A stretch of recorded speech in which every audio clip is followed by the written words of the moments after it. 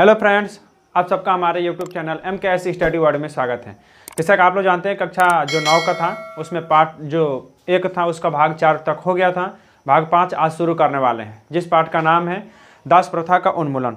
ठीक है, अब देखिए आप लोग जब ये पार्ट सुनेंगे दास प्रथा, चलिए इससे चर्चा करने से पहले आप लोग क्या कीजिए कि वीडियो को लाइक कर दीजिए और चैनल को सब्सक्राइब कर लीजिए। ठीक है, और ज़्यादा से ज़्यादा अपने दोस्तों तो क्या करें, शेयर करें।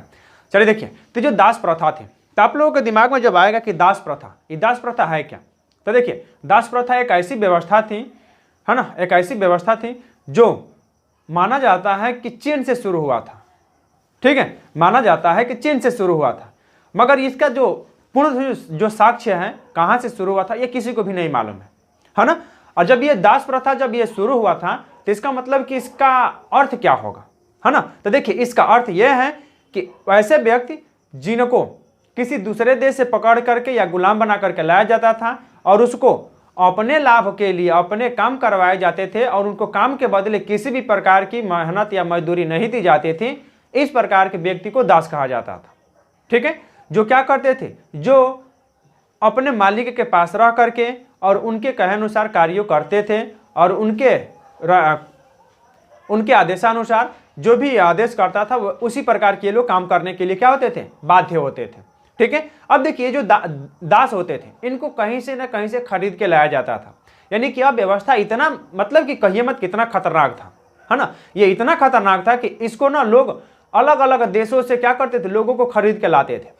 आप सोचिए कि कितना भयानक हुआ होता होगा, मतलब कि एक ही परिवार में 10 सदस्य हैं तो 10 परिवार को अलग अलग प्रकार के सदस्यों को यहाँ बेच दी जाती थी। ठीक है, और जो व्यक्ति खरीद के ले जाता था वह उनको फिर दूसरे जगह ले जाकर के बेचता था, और जो व्यक्ति खरीदता था वह इनको दास कहता था कि हमारे क्या हैं, दास हैं, मतलब कि गुलाम है, और वह वही काम करेगा जो उसके मालिक कहेंगे, है ना। और उसके जो मालिक होते थे वो उनको ले जाते थे तो क्या ऐसे उनको रखने के लिए, खिलाने पिलाने के लिए, जी नहीं। अपने यहाँ जो व्यापारी होते थे, खास करके जो बड़े बड़े किसान होते थे जिनके यहाँ बहुत बड़ी मात्रा में भूमि हुआ करती थी, उन भूमि पे अनेक प्रकार के फसलों का उत्पादन करने के लिए, बागानों में काम करने के लिए, राजाओं महाराजाओं के जो महल थे उसकी साफ सफाई करने के लिए या युद्ध क्षेत्र में लड़ने के लिए, इस प्रकार की जगहों पे दासों का सबसे ज़्यादा उपयोग किया जाता था। ठीक है, और जो महिलाएं होती थी उन्हें दासिया बनाया जाता था, यानी कि दासिया कहने का मतलब कि वो जब तक जिएंगे तब तक उस राजा के जो लड़की होंगी या जो रानी होंगी उनकी क्या करेंगे, सेवा करेंगे। उनके जो जिम्मेदारी होती थी बस यही होता था। ठीक है, अपने राजा का अपने रानी का या जो राजकुमारियां हुआ करती थी उनकी सेवा करना वो दासियों का काम होता था। और जो दास प्रथा था, ठीक है, ये खत्म होने वाला नहीं था।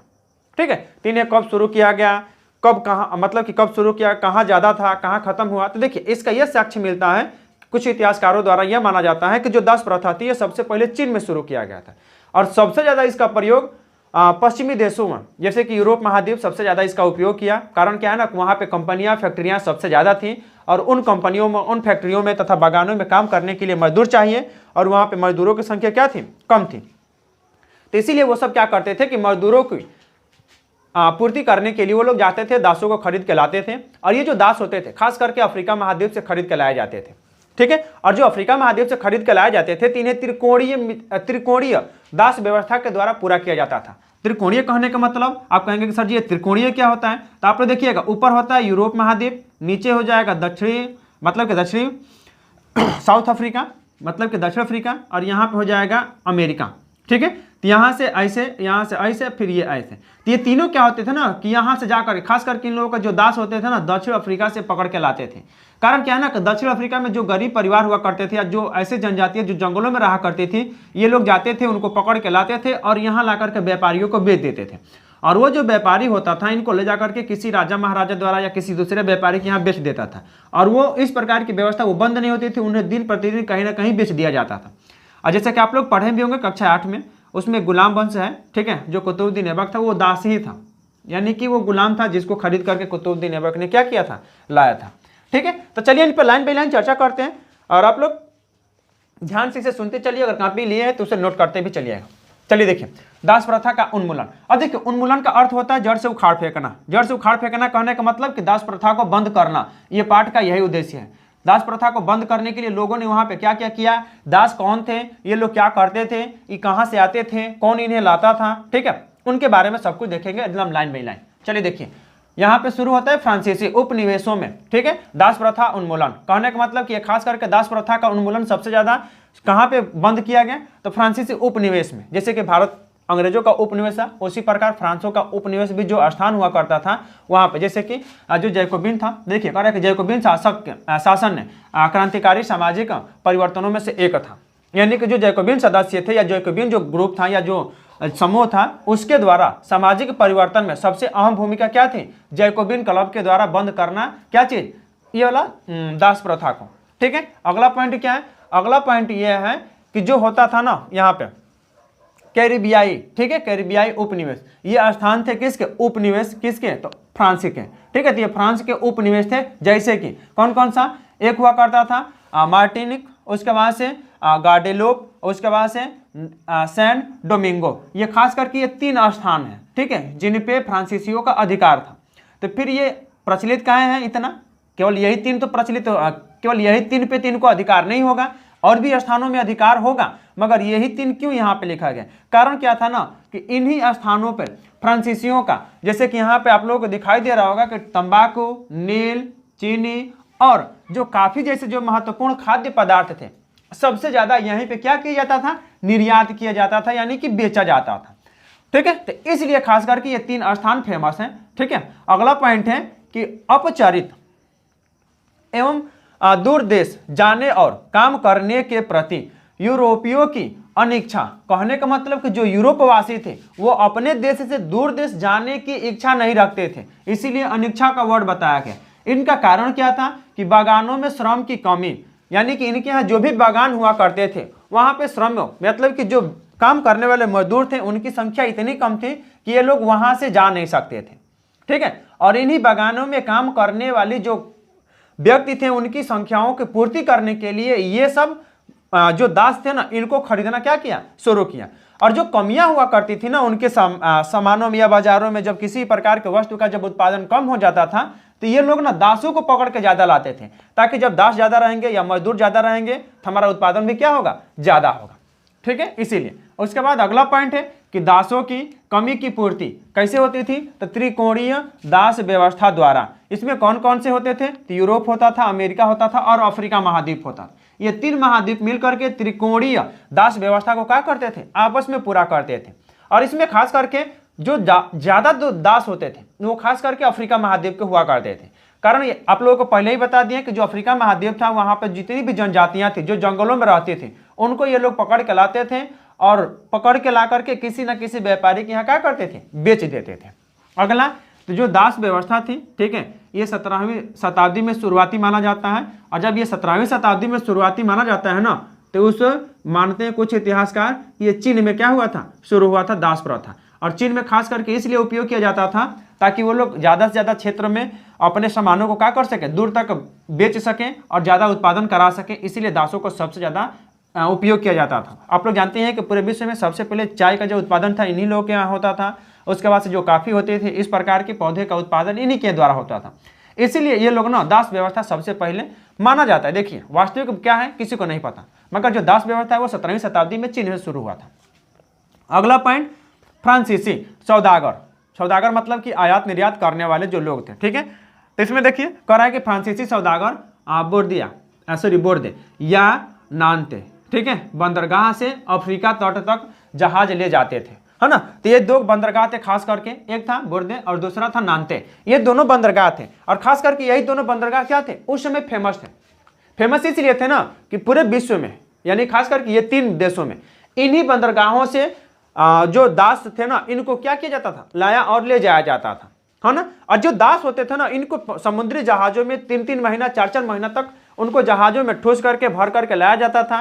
कुछ जो दास होते थे उसी में मर जाते थे, कुछ लोग उसी में उनकी हालत खराब होती, कुछ लोग उसी में मतलब कि कहिए मत उनकी हालत क्या होती थी, बहुत गजन होता था उन लोगों के साथ, ठीक है। उसके बाद क्या होता था ना कि जब ये लोग अपने देश किसी दूसरे देश में पहुंचते थे तो वहां पर जब उन लोगों को कहीं भेजा जाता था या तो उनके शरीर पे गर्म लोहे से दाग दिया जाता था, और उसके बाद नहीं तो क्या होता था उनको हथकड़ी में डाल करके कुछ विशेष निशानी या चिन्ह द्वारा किसी दूसरे जगह भेजी जाती थी, ताकि हाँ जो व्यक्ति उसे खरीदे उनको मालूम चले कि हाँ हमने इनको यहाँ से खरीदा था और इनको यहाँ पे भेजना है। जैसे कि आप तो क्या करते हैं, हम लोग किसी सामान को जब ऑनलाइन मंगाते हैं तो उसमें हमारा नाम होता है ना, एड्रेस, उसी प्रकार के उस समय तो नाम एड्रेस नहीं था, तो उन लोगों क्या करते थे, उनको दाग प्रथा दे देते थे, है ना, उनके शरीर पे बड़ा से लोहा के गर्म करके और दाग देते थे, है ना। तो इस प्रकार की व्यवस्थाएं सबसे ज़्यादा प्रचलित थी। चलिए देखते हैं, है ना। तो फ्रांस में जो सौदागर थे यानी कि जो व्यापारी थे, उन लोग उन्हें बोर्दे या नानते बंदरगाहों से अफ्रीका महाद्वीप से जाकर के समुद्र में समुद्री जो जहाज थे उनमें लाद करके लाते थे, है ना।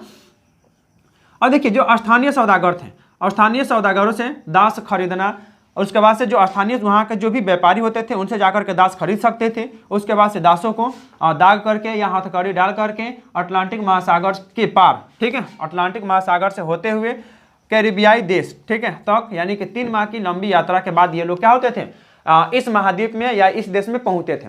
जब इन लोग सोचिए कि किसी भी एक जहाज में किसी भी प्रकार के व्यक्ति को अगर बिना खाए पिए 3 महीना तक एक ही जगह पे पड़े हुए अगर उनको लाद करके भेजा जाए तो उनकी स्थिति क्या होगी, ठीक है। तो यही कंडीशन होता था दासों के साथ। अब उसके बाद क्या हुआ कि जो दास थे, दास बागानों में जो चीनी मिलों थी वहाँ पे काफ़ी एवं नील की फसलों की जो बढ़ती कीमत थी ना, उनको पुनर्भरण करने के लिए खास करके दासों का उपयोग किया जाता था, ताकि ये लोग आएंगे।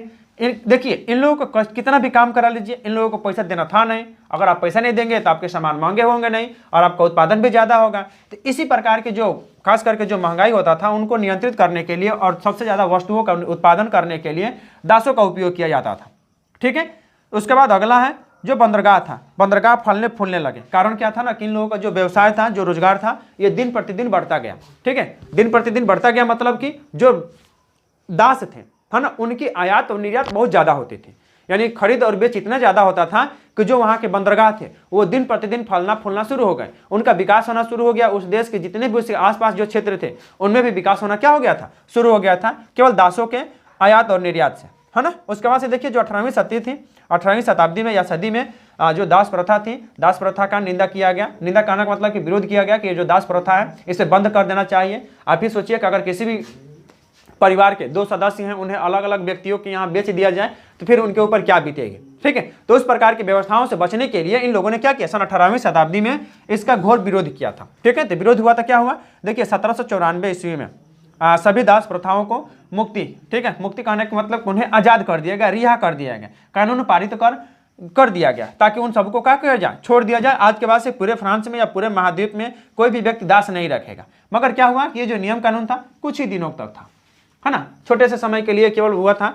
कारण क्या था ना कि इसके बाद से फिर नेपोलियन आ गया, और जब नेपोलियन आया ना तो फिर से अपनी सामान की या जो भी वस्तुएं थी उनका उत्पादन करने के लिए, इनकी जो कमी थी इनको पूरा करने के लिए फिर से दास प्रथा को चालू किया। और तब से लेकर के ये दास प्रथा वैसे ही चलता रहा, और सन जा करके सन 1848 ईस्वी के लगभग में जाकर के ये दास प्रथा क्या हुआ, समाप्त हुआ था, ठीक है। तो देखिए 1794 ईस्वी में जो सभी दासों थे, दासों की मुक्ति का कानून बनाया गया। तो पहली बार 1794 में, ठीक है, मुक्ति बनाया गया। लेकिन यह जो नियम था कुछ ही दिनों तक था, उसको बाद से फिर से क्या कर दिया गया, बंद कर दिया गया। उसके बाद आया नेपोलियन, तो नेपोलियन ने फिर से उसको क्या कर दिया, शुरू कर दिया, ठीक है। तो आप लोग ये भी याद रखिएगा कि जो नेपोलियन था, दास प्रथा को फिर से शुरू करने का नेपोलियन को जाता है श्रेय। उसके बाद से अगला पॉइंट है अफ्रीकी निगरों को, है ना, गुलाम बनाने की स्वतंत्रता। जब ये आया ना, जब ये गुलाम दास प्रथा शुरू किया, तो जो अफ्रीका महाद्वीप में निग्रो नामक जनजाति रहती थी, ठीक है, वो ऐसा नियम बना दिया ना कि अब निग्रो नामक जो जनजातियां हैं उन्हें आप पकड़ करके उसे आप गुलाम बना सकते हैं, ठीक है। तो इस प्रकार के नियम क्या किया, फिर से शुरू किया था। उसके बाद अगला पॉइंट है फ्रांस ने अपने उपनिवेश में सन 1848 ईस्वी में दास प्रथा समाप्त कर दिया, ठीक है। तो जो फ्रांस था सन 1848 ईस्वी में दास प्रथा को पूर्ण रूप से समाप्त करने का अधिकार जारी कर दिया, यानी कि आदेश जारी किया। और तब से लेकर के वहां पे किसी भी प्रकार के दास प्रथा आज तक मतलब कि शुरू नहीं हुआ है, ठीक है। और यहाँ पे देखिए जो निग्रो है, निग्रो मतलब कि एक प्रकार की जनजाति थी, और यही जनजाति अफ्रीका महाद्वीप में रहा करती थी, ठीक है। और जो भी व्यक्ति जाते थे, खास करके जो दास बनाने वाले लोग थे, इन्हीं को पकड़ते थे। तो देखिए अफ्रीका में सहारा रेगिस्तान में दक्षिणी में रहने वाले स्थानीय लोग, यानी कि वो वहीं पर रहने वाले लोग थे, मगर कुछ लोग जाते थे, इनको पकड़ के लाते थे और जानवरों जैसा व्यवहार करते थे, ठीक है। तो ये थी दास प्रथा आप लोगों की। आप लोग इसको देख लीजिए, स्क्रीनशॉट एक बार ले लीजिए। चलिए आप लोग स्क्रीनशॉट ले लिए होंगे। तो देखिए ये जो नियम कानून जो भी बना था दासों को मुक्त करने के लिए, ये इतना आसान भी नहीं था, ठीक है। कारण क्या था ना कि इसको विरोध करना मतलब कि समझ लीजिए ना कि जान हथेली पर रखना। कारण क्या था ना कि अगर आप विरोध करते हैं, अगर आपकी बातों को राजा नहीं मानता है तो आपको फांसी पे भी चढ़ाया जा सकता है। ठीक है, तो इस प्रकार की व्यवस्थाएं थी फ्रांस में। और ये जो दास प्रथा था ना, ये बहुत खतरनाक व्यवस्था थी। और इसका मतलब कि हमारा उद्देश्य ऐसी ये जो व्यवस्था है इसे बंद कर देनी चाहिए थी। ठीक है, और ये शायद बंद हुआ भी, बहुत से व्यक्तियों द्वारा इसे विरोध किया गया, ताकि बहुत से जो परिवार थे ना इसमें बिछड़ जाते थे, उनका एक ही परिवार के कई सदस्य अलग अलग क्षेत्र में चले जाते थे और उनको फिर से दोबारा मिलने का कोई चांस भी नहीं हो पाता था। ठीक है, तो चलिए आज के लिए इतना ही रखते हैं। कारण क्या है ना कि जो पाठ है दास प्रथा वाला, ये इतना ही है ना। तो हमको यहाँ तक उम्मीद है कि आप लोगों को ये वीडियो पसंद आया होगा। ठीक है, अच्छा लगा होगा। अगर उसमें कोई कमियां हैं तो आप लोग बोलिए, आप लोग कमेंट बॉक्स में जो भी परेशानी है आप लोग लिखना ना भूलें। ठीक है, और चैनल को सब्सक्राइब कर लीजिए। ठीक है, और बेल आइकन दबाना ना भूलिएगा, है ना। और आप लोग ज़्यादा से ज़्यादा इस वीडियो को अपने दोस्तों तक शेयर करें, ताकि ये जो वीडियो है ना ज़्यादा से ज़्यादा लोगों तक पहुँच सके। ठीक है, तो आज के लिए इतना ही रखते हैं। जय हिंद।